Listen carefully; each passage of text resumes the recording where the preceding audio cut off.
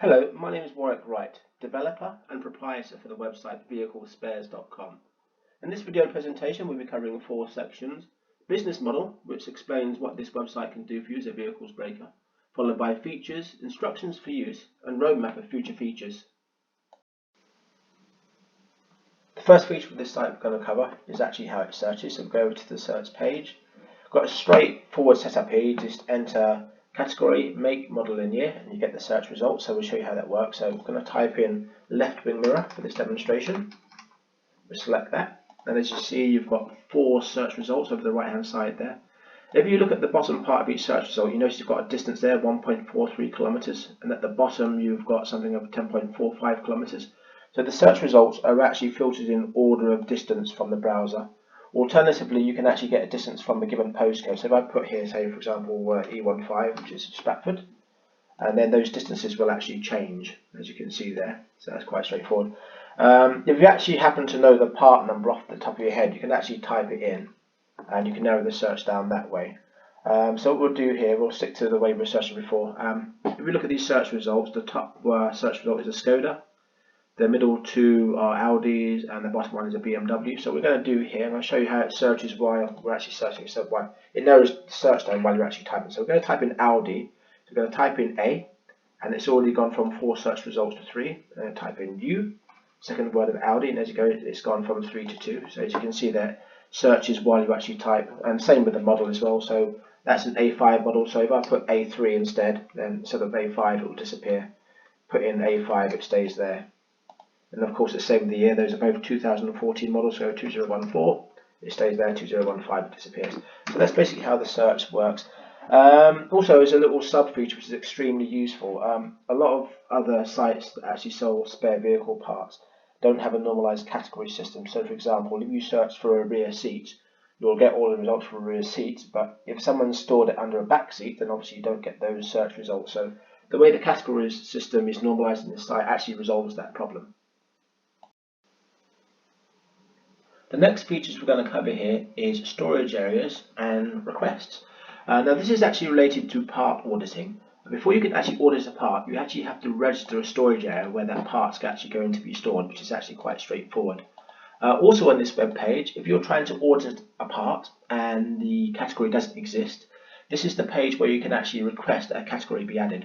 Also, as we know, new makes and models come out from time to time, so if you need a new make and model added, you also request that on this page. Once you've actually finished registering your storage areas, you're now ready to audit your part. So we go to the audit parts page. To audit a part, say for example we've got a head gasket that we want to sell, we've just got one in stock. So we'll choose head gasket, we'll associate with its storage area, and we'll choose any make and model here, AC Cobra 2018 model, like so.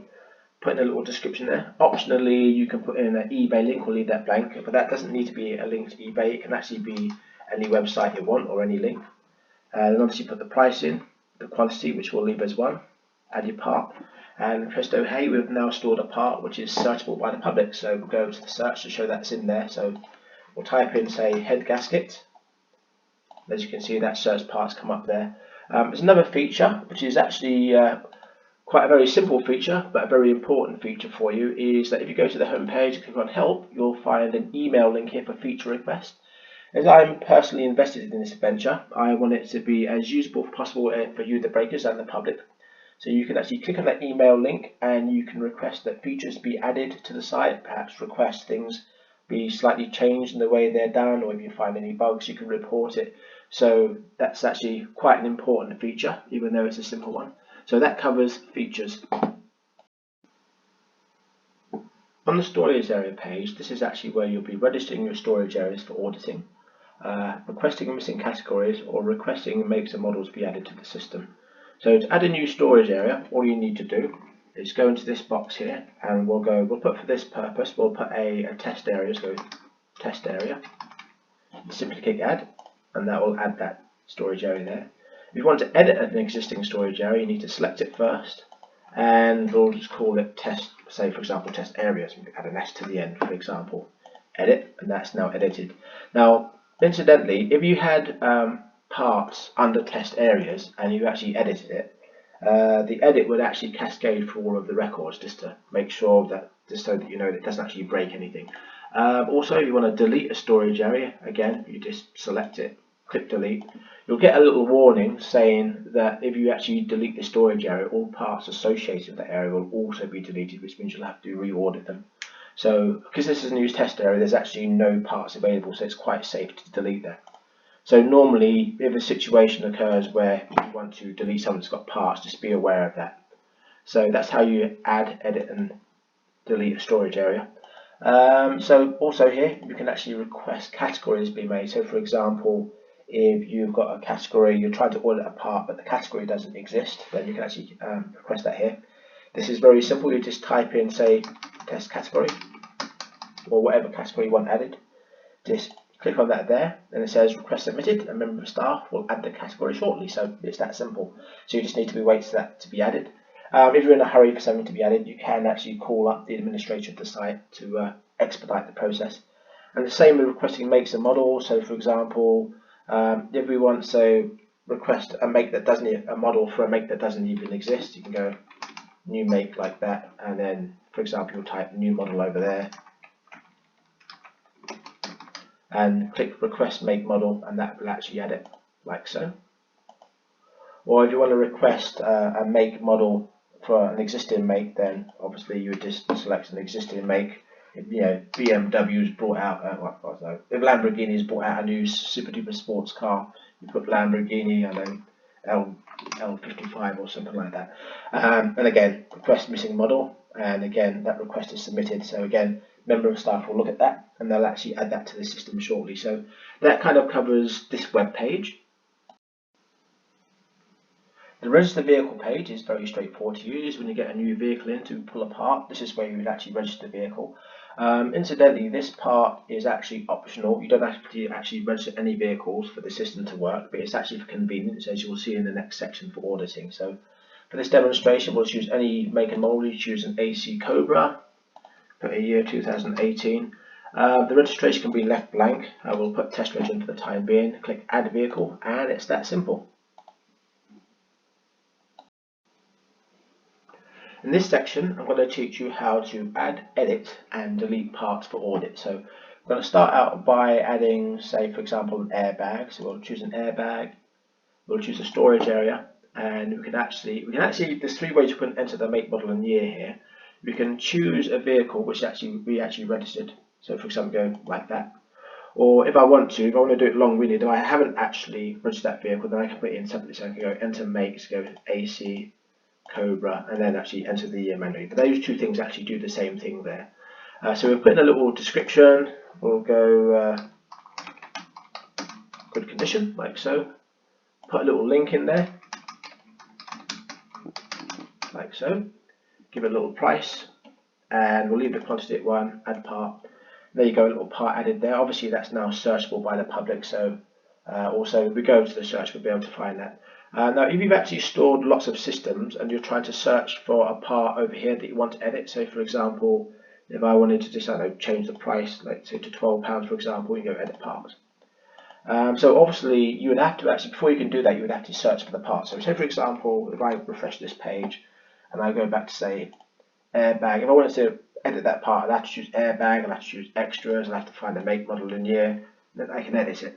So to make it a bit quicker for convenience, I've added a feature whereby if you go to the search page, if I click on say airbag, I can actually search for the part here that I want to audit or edit. So providing I actually click on the part that I want to edit, I can then go back to the audit page, click on the populate from search, and it will actually populate with that part. So it makes things a bit easier to add an audit, which is a little feature, kind of a bonus feature there. So now we've done that, we've found it, we'll re-edit again and we go edit part, and that's now edited. Now I'm going to teach you how to deal with a part. Say for example you have a situation where you've got two vehicles in for the exact same make, model and year, for example. So what we're going to do here, we're going to simulate this. I'm going to refresh this page, and we're going to choose 42 volt electrical system. We haven't got storage area for this, so we'll just use engine parts for the time being. And we'll choose any make, model and year, so long as we remember to choose. So we choose an Aeon, Cobra, and we'll put say 2016 there, like that.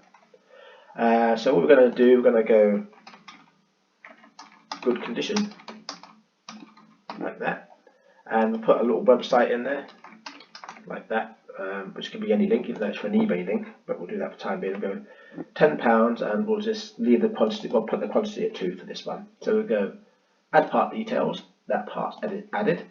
Now what's going to happen is, if I try to add this part again, you'll get a little error message saying part already exists.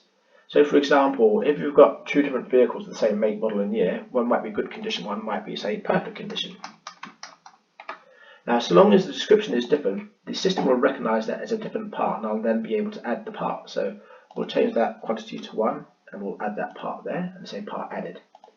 Now, as you can see now, we've got a little situation there, and I'll refresh the page just to show you what happened there.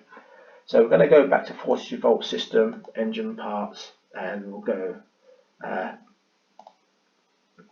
make, model and year, 2016, like so. And as you can see there, this time we've got little descriptions down here. We've got good condition and perfect condition. So you click on the good condition, and then you can actually edit that particular part. Then you click on the perfect condition down there, and then you're actually editing the different parts. So for example, we'll edit these 2 parts separately now. So what I'm going to do with the perfect condition one, we're going to change the price to be more expensive, which is a bit more realistic because one's good condition and one's perfect condition. And I can say edit the web link, like so. And we'll go edit part, like so. That's now edited. So if you go click on the good condition one, you can see that's just £10 with 1 web link. And the perfect condition is obviously a different price with a different web link. So that's how you deal with parts that actually come from the same make, model and year. So what we're going to do, I'm going to teach you now how to delete a part. So we'll go back to, say, the airbag, which we did earlier. So we'll go airbag, we'll choose extras, and we'll choose the make, model and year, and then see that's picked that up. So obviously I can edit that as usual, go in quantity, you can change whatever you want, good condition, perfect condition, good nick, you know, like we go, say for example, good nick, like that, 2 parts instead of 1, and we go edit part details, for example. Now if I want to actually delete that part, I just simply set to 0, click edit part, you'll get a little warning saying you're going to delete it, and you click OK, and that's now deleted. So that actually covers the auditing section. When signing up to use vehiclespares.com, obviously you will have to create a new user, as is the case with most websites. So I'm not going to spend much time explaining this because it's the usual bog standard stuff. You just fill out the new user form, click submit, and you're good to go. So obviously before you actually click submit, you're going to have to choose whether you want to use the audit only service, public service, and then you want to choose whether you want to sign in for third-party sales opt-in or not. And of course then you've got to accept the privacy policy. If you want any information about what you're signing up for, you just click the read privacy policy link there, and that will actually show you what you're actually signing up for. So just click the submit button and you're good to go. And as you can see there, you've got a little message there telling you what's happened. When you actually create a new user on the site, unlike other sites, it doesn't send you an email where you just verify and you get to use the site straight away.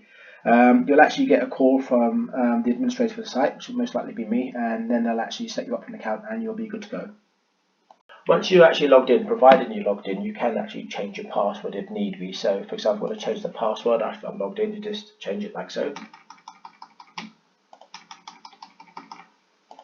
And obviously that's now your new login details. So obviously if I log out there, I can log back in with that same password again that I've actually just changed. So I'll log out to show you that. Put that back there, the new password, and you're logged in. Also, if for some reason you actually lose your password, just click here. All you need to do is put your email address in the username and click lost password. That'll actually send you an email with a new password there, so that email's now gone out. So I'll now check that email, which should be in my inbox somewhere, which is here.